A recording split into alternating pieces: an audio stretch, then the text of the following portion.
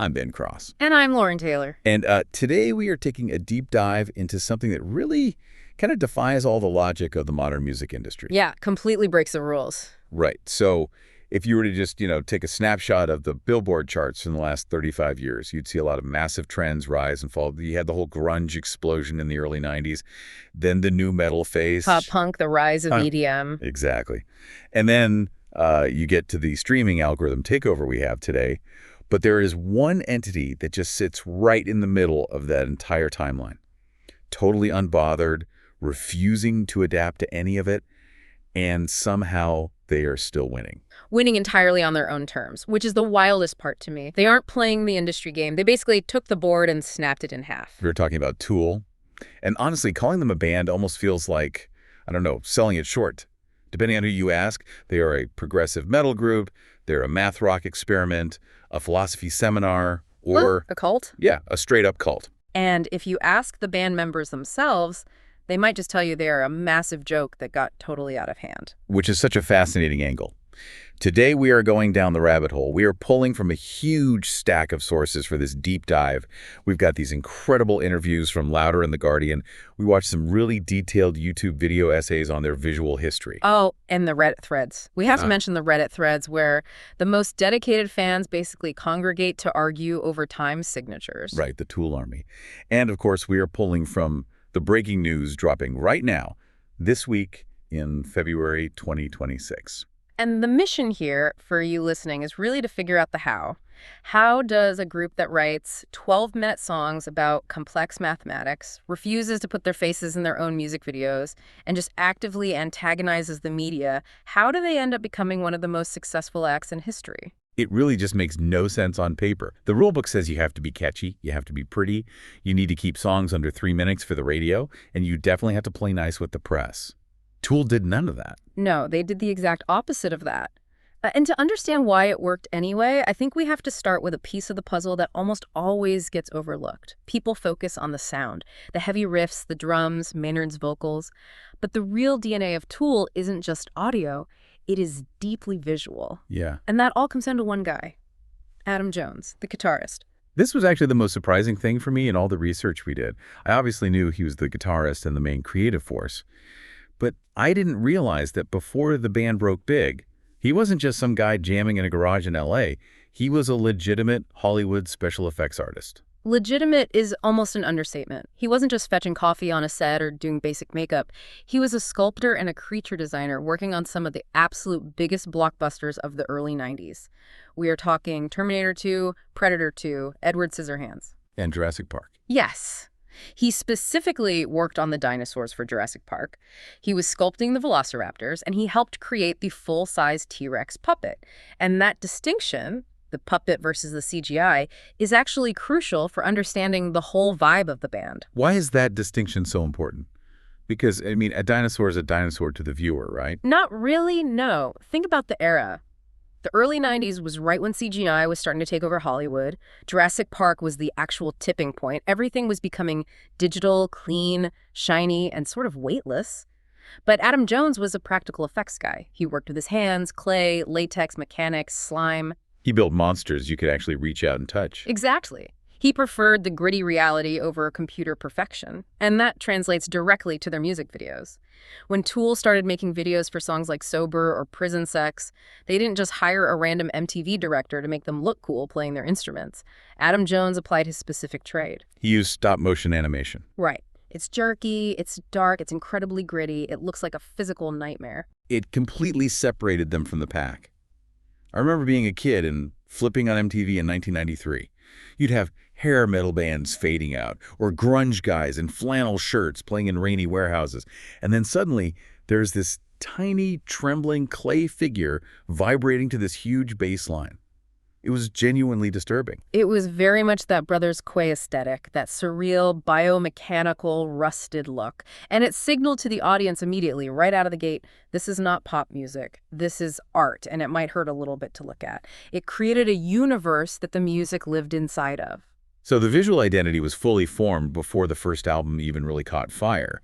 But the formation of the band itself is kind of a classic LA story, isn't it? It really is. You had Maynard James Keenan, the vocalist, and Danny Carey, the drummer, and they were actually just neighbors in an apartment complex in Los Angeles. The funny thing is, Danny Carey only joined the band because he felt sorry for them. That is such a great image. The guy who is now widely considered arguably the greatest drummer in modern rock only joined because nobody else would show up to practice. Pretty much. Maynard and Adam were trying to get something going. They had these ideas, but drummers just kept flaking on them. They wouldn't show up to rehearsal. Danny Carey was already this established, highly skilled musician playing around town. He saw these guys struggling next door, and he essentially said, look, I feel bad for you guys. I will sit in until you find someone good. And 35 years later, he is still sitting in. Still waiting for them to find someone good. But even in those very early LA days, you can see that thread of, well, let's call it mischief. They just loved messing with people. Yeah. We have to talk about lacrimology. Oh, the fake religion. This is a prime example of them just testing the limits of the industry to see what they could get away with. So for you listening who might not know this story, when they released their first full album, Undertow, the band told the press that Tool wasn't just a band. They claimed with a totally straight face that they were actually followers of a philosophy called lacrimology. Which they claimed translated to the science of crying. Right. They gave this whole elaborate spiel in interviews about how it was about achieving higher consciousness through physical pain and the act of crying.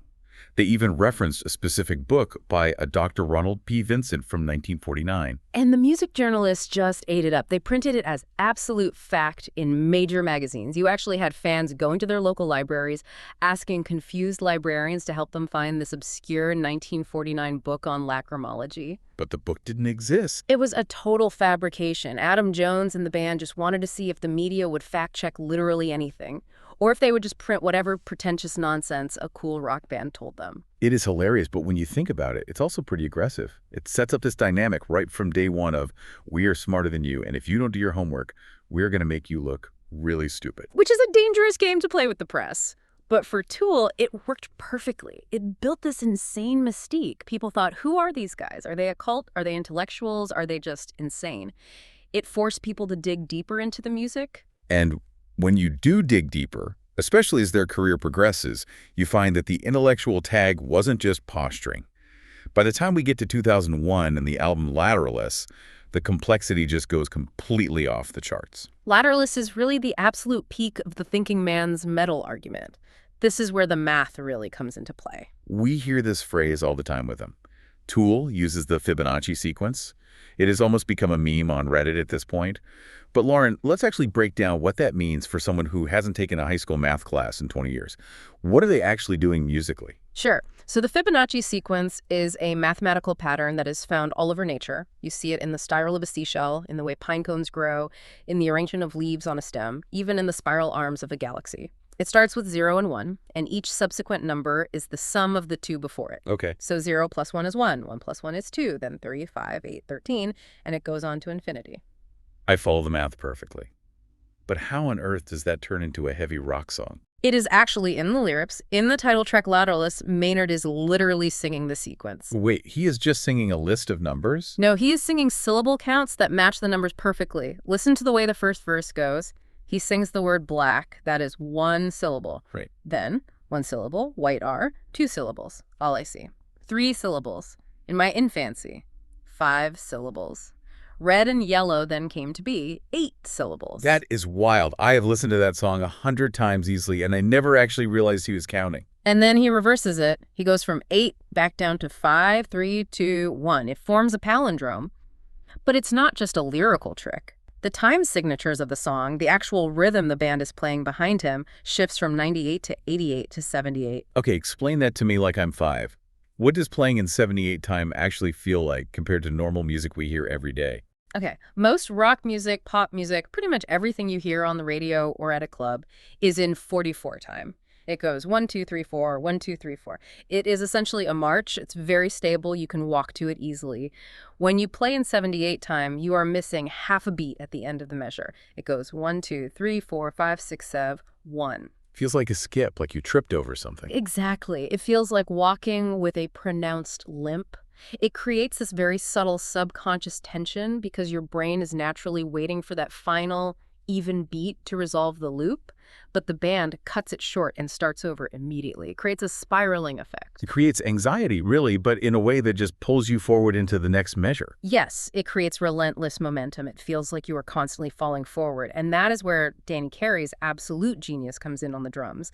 He is taking these wildly complex math problems and somehow making them groove. I was reading about the track Rosetta Stone in one of the lighter articles. Apparently, he is playing two completely different time signatures at the exact same time on that song. It is like patting your head and rubbing your stomach, but if you mess up by a fraction of a second, you ruin a stadium concert for 20,000 people. And the crazy thing to me is that this isn't some obscure jazz fusion being played in a basement for 5 music nerds. The song Schism, which has one of the weirdest, most constantly changing time signatures in rock history, was a massive mainstream radio hit. It won a Grammy. That is really the ultimate triumph of Tool. You can be as good at math as you want, but if the song sucks, nobody's going to care. Tool managed to take sacred geometry and turn it into something you can roll your windows down and bang your head to. They proved that the general audience is so much smarter than the record labels think they are. You do not have to dumb your art down to get on the radio. Speaking of the lineup that actually built that massive sound, we really have to talk about the one major personnel change they had.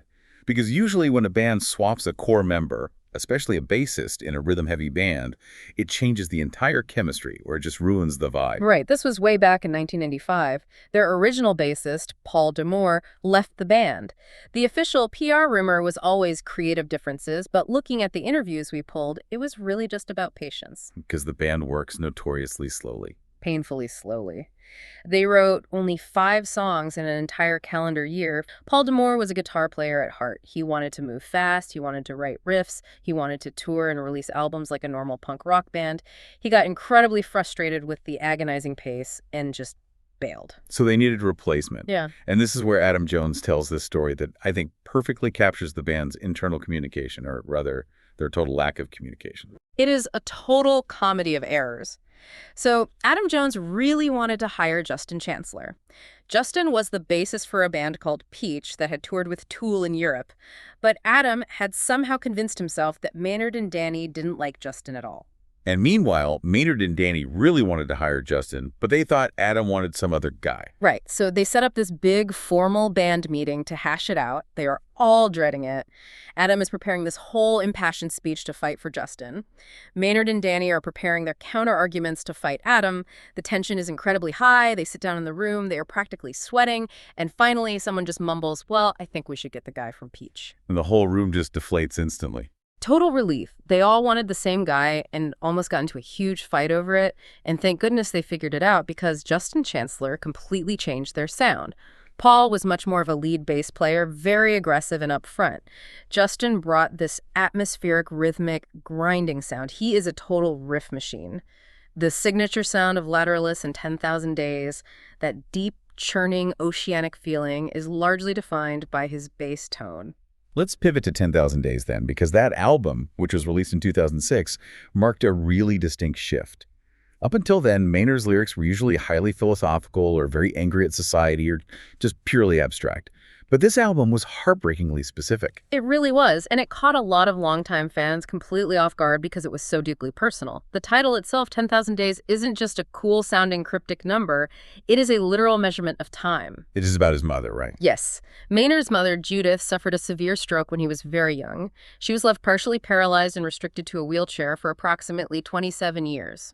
27 years is roughly 10,000 days. Wow. So the album title is the exact length of her suffering. Exactly. And the emotional centerpiece of that album, which is the 2-part track Wings for Marie and 10,000 Days, is essentially a eulogy for her. She had passed away just before the album was written. It is incredibly raw to listen to. You have this enigmatic heavy metal singer who usually sings about alien abductions or complex Jungian psychology, suddenly singing these soaring lines like 10,000 days in the fire's long enough, you're going home. It adds this profound layer of humanity that separates them from just being labeled as a cold math rock band. It is pure vulnerability. But paradoxically, right while the band was exposing this deep vulnerability to the world, their relationship with the fan base was getting extremely complicated. The Tool Army. We definitely have to address the elephant in the room here. There is this very persistent narrative online that Maynard James Keenan absolutely hates his own fans. Hate is a very strong word, but he certainly has a highly complicated relationship with them. If you look at the fan Reddit threads and his media interviews over the years, it is clear that it's not that he dislikes the normal people who buy the records and listen to the music. He dislikes the fanatics. He actually called them insufferable at one point in an interview. He did, but you really have to understand why he feels that way. Tool's core philosophy, if they have one unifying message, is think for yourself, question authority, do your own research. That is the entire point of the band. And yet the hardcore fans treat him like a literal guru. Exactly. They hang on his every single word. They analyze his lyrics like they are ancient religious texts that hold the secret to the universe. So, in Maynard's view, by treating him like a messiah, they are doing the exact thing he is explicitly telling them not to do. They aren't thinking for themselves. They are blindly following a leader. That is the ultimate irony of being a cult leader who absolutely does not want a cult. It deeply frustrates him. If you look at his dynamic with his other bands, like A Perfect Circle, he is much more chill. He jokes around with the audience on stage, he engages, he wears silly costumes. But with Tool, there's this heavy, intense, almost spiritual baggage that the fans bring into the arena, and he tends to just recoil from it and hide in the shadows at the back of the stage. So we have this insanely intense fan base, and then right after 10,000 Days comes out in 2006, everything just stops. There was a massive 13-year gap before the next album finally came out. The dark ages for Tool fans. And for years and years, the narrative in the press was that they were just lazy, or that Maynard was too busy making wine at his vineyard down in Arizona to care about the band, or that they were just such extreme perfectionists that they couldn't agree on a single snare hit. But the reality behind the scenes was actually much uglier than that. Adam Jones later described that entire period as a war. It wasn't writer's block. It was legal purgatory. This story actually makes my blood boil. It started with something so incredibly small, right? A friend of the band claimed he wasn't properly credited or compensated for some artwork he contributed, which is standard music industry lawsuit stuff. It happens all the time. But here is where it gets absolutely crazy. Tool had liability insurance for exactly this kind of situation. They paid an insurance company specifically to defend them against copyright lawsuits. That is literally the only reason you buy that insurance. Right. But the insurance company looked at the claim and basically said, yeah, we don't think this specific thing is covered under your policy. And then instead of just denying the claim and walking away, the insurance company actually turned around and filed a massive lawsuit against the band. Wait, so the band is actively being sued by the guy for the art and simultaneously being sued by their own insurance company who's supposed to be protecting them. Yes. They were fighting a vicious legal war on two completely different fronts. And because the U.S. legal system is exactly what it is, this nightmare dragged on for 7 full years. 7 years of endless depositions, meeting with lawyers, going to court, and just draining their bank accounts. Adam Jones said it cost them millions of dollars out of pocket. It completely drained their creative spirit. Think about it. How can you possibly go into a studio and be open and creative and write complex, spiritual, uplifting music when you're spending every single day in a sterile lawyer's office fighting just to not go bankrupt? It completely reframes that entire 13-year gap. It wasn't that they didn't want to make music for the fans. It is that the ruthless business side of the industry was actively trying to crush them. But they survived it. They finally won, or at least they settled the suits and got out from under it. Inoculum finally came out in 2019 to massive success. And that really brings us right up to the present day. And the machine is finally firing up again. We have had some very exciting chatter dropping just this week, specifically from Danny Carey. Danny is always the one who leaks the good news. He is definitely the eternal optimist of the group. The rumors are swirling heavily about the Las Vegas sphere. Which honestly makes perfect sense if you think about everything we discussed in the beginning. Adam Jones, the Hollywood special effects artist, the visual architect of the band. The sphere is the ultimate canvas for his brain. Danny was quoted saying he believes Tool is the perfect band for that specific venue. And honestly, can you imagine their live visuals are already totally overwhelming when they're just projected on a flat screen behind the stage? If you put that stop-motion, dark, biomechanical art inside a 160,000 square foot wraparound LED dome, It would be genuinely terrifying. It would be a literal religious experience for those fans. They are eyeing a major residency there for 2027. And the really exciting part for the Tool Army is that they were talking about tying that residency to a brand new album. Which would be a lightning-fast turnaround for them, only 7 or 8 years between albums. Sad, but very true. But Ben, the workflow of the band has actually changed a lot, and this is important to understand regarding their longevity and how they operate today. Maynard explained very recently how they managed to work now to avoid the extreme burnout and the fighting. The core band, Adam, Danny, and Justin, they write the music first. They build the entire complex structure of the song. And Maynard just stays completely away from the studio. Totally away. He calls his process decorating the house. He basically says to them, I cannot decorate the house until you guys build the walls, put in the plumbing, and install the windows. That makes perfect sense mathematically. If the band is constantly changing the time signature on a Tuesday, he can't write vocal melodies to it. He would have to rewrite his lyrics every single day. Exactly. It would be maddening. So he just goes and tours with Pucifer, or he tends to his grapes in Arizona, while the three guys just agonize over the guitar riffs for years. Then, when they are 100% locked in and done, they hand him the digital files, and he goes into his own space and writes the melody and lyrics over top of it. It keeps them from literally killing each other in a rehearsal room. It is a brilliant system that preserves their sanity and their friendships. So, just looking at the big picture here as we wrap up, we have a band that started with Hollywood special effects. They tricked the mainstream press with fake religions. They used the Fibonacci sequence to write massive radio hits. They survived a brutal 7-year legal war with the insurance industry. And now they are poised to take over the most high-tech, futuristic venue on the planet in 2027. When you stack the entire history up like that, it really is a staggering achievement. I think the big takeaway for me, going through all these sources, is their absolute refusal to compromise on anything. In an age of TikTok, where songs are getting desperately shorter to game the algorithm and attention spans are just evaporating, Tool is stubbornly going the exact opposite way. They are doubling down on what makes them difficult. Their last album had 6 different songs that were over 10 minutes long. They demand your attention. They don't politely ask for it. They demand it. And millions of people are more than willing to give it to them. It really challenges the whole cynical industry idea that the masses are stupid. Record executives assume we all just want quick, easy, catchy, disposable content.